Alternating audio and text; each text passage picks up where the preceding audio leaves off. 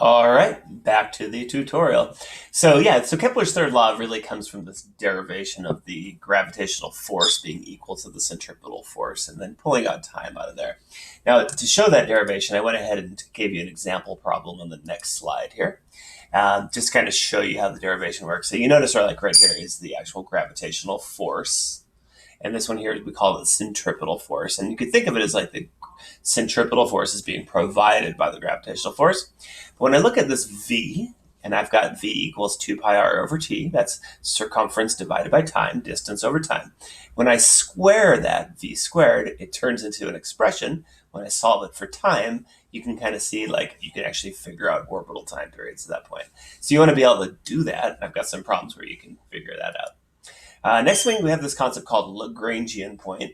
And it's what it's saying is like there's a certain point between two bodies, like here's the sun and here's the earth, where when you're at one spot, you get attracted towards the earth. When you're at another spot, you get attracted towards the sun. Those attractions have different strengths, but there becomes a point when you put your, in this case, a satellite, at a certain point between the two, the tugs from both sides are equal, and you just sit still. It's kind of like being parked in space because there's nothing tugging you. It's like a tug of war that nobody's winning. So you want to go ahead and see how that works with the gravity problems, and I went ahead and put you an example of how you work that out for a Lagrangian problem.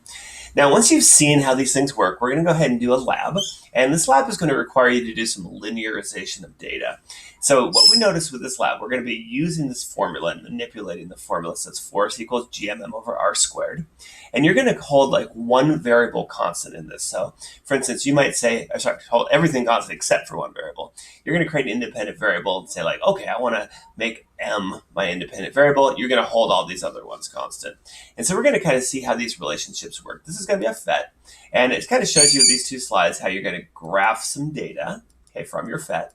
Now, you just got to walk through. This is what the lab looks like. The links are on the website. You're going to be messing with a FET that looks like this. You're going to create independent and dependent variable data, and then you're going to graph it.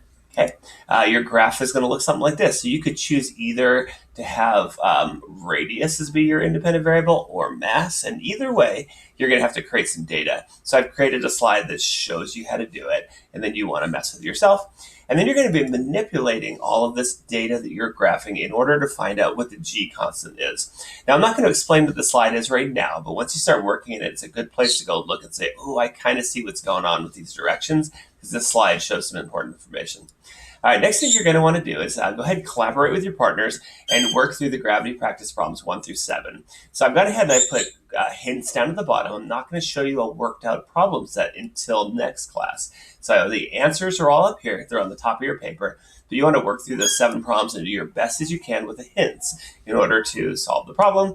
And then that's it. And then each day, so you're going to do this both days, you're going to do an attendance form at 4 o'clock. But remember, this whole thing is designed to work through the whole week.